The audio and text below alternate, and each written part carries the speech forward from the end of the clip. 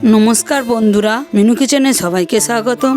আশা করছি তোমরা সবাই অনেক ভালো আছো, আমিও ভালো আছি। আজকের ঝিঙে আলু ডাল দিয়ে এমন স্বাদের একটা রেসিপি বানাবো। এই রেসিপিটা বানানো খুবই সহজ এবং খেতে খুবই সুস্বাদু। চলো আর দেরি না করে ঝটপট রান্নাটা শুরু করা যাক। সমস্ত সবজিগুলো কেটে নিলাম। পরিমাণ মতো এক বাটি মুসুর ডাল নিয়ে একটু ভালো করে ধুয়ে নিচ্ছি। প্লিজ রেসিপিটা তোমরা সম্পূর্ণ দেখো, খুব ভালো লাগবে। গরম কড়ায় পরিমাণ মতো একটু সাদা তেল, সর্ষের তেল মিশিয়ে দিয়ে দিলাম। একটা শুকনো লঙ্কা ছিঁড়ে, দুটো তেজপাতা, সাথে একটু 5 ফোড়ন পরিমাণ মতো, দুটো চেরা কাঁচা লঙ্কা দিয়ে ঝিঙে আলু কাটাটা দিয়ে দিলাম।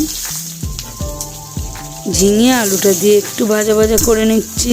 কিছুক্ষণ পরে ঝিঙে আলুটা একটু ভাজা হয়ে আসলে ধুয়ে রাখা মুসুর ডালটা দিয়ে একসাথে করে একটু কষিয়ে নিচ্ছি। কিছুক্ষণের জন্য একটু কুক করতে দিয়ে দিলাম, গ্যাসটাকে লো ফ্লেমে রেখে।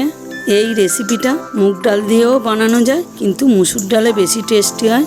একটু নাড়িয়ে দিয়ে 1/2 টেবিল চামচ আদা বাটা দিয়ে দিলাম। যে টমেটোটা পেস্ট করে রেখেছিলাম দিয়ে একসাথে করে কষিয়ে নিচ্ছি। খেয়াল রাখতে হবে মশলাটা যাতে না পুড়ে যায়। 1/2 টেবিল চামচ নুন দিয়ে দিলাম, 1/2 টেবিল চামচ জিরের গুঁড়ো, 1/2 টেবিল চামচ হলুদ গুঁড়ো, 1/2 টেবিল চামচ ধনে গুঁড়ো দিয়ে একসাথে করে কষিয়ে নিচ্ছি, যাতে এই মশলাগুলো ভালো মতো মিশে যায়। কিছুক্ষণের জন্য ঢাকা দিয়ে দিলাম। রেসিপিটা আরও টেস্টি হওয়ার জন্য এখানে আমি একটু গরম জল ব্যবহার করব। পরিমাণ মতো একটু জল গরম করে নিলাম। রেসিপিটা তোমরা কে কোথা থেকে দেখছো অবশ্যই কমেন্টের মাধ্যমে জানাবে। কিছুক্ষণ পরে আবারও একটু কষিয়ে নিয়ে গরম জলটাকে দিয়ে দিলাম, দিয়ে একটু নাড়িয়ে দিচ্ছি। এই রেসিপিটা কিন্তু সম্পূর্ণ নিরামিষ। এই রেসিপিটা বাড়ির ছোট থেকে বড় প্রত্যেকেরই খুব ভালো লাগবে। কিছুক্ষণের জন্য কুক করতে দিয়ে দিলাম, গ্যাসটাকে একটু হাই ফ্লেমে দিয়ে। আলুগুলো সম্পূর্ণ সিদ্ধ হয়ে গেছে। আমার স্পেশাল ভাজা মশলা 1/2 টেবিল চামচ দিয়ে দিলাম, একটু নাড়িয়ে দিচ্ছি।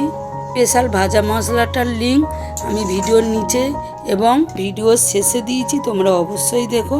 আজকের এই ঝিঙে আলু ডালের নিরামিষ রেসিপিটা সম্পূর্ণ তৈরি হয়ে গেছে।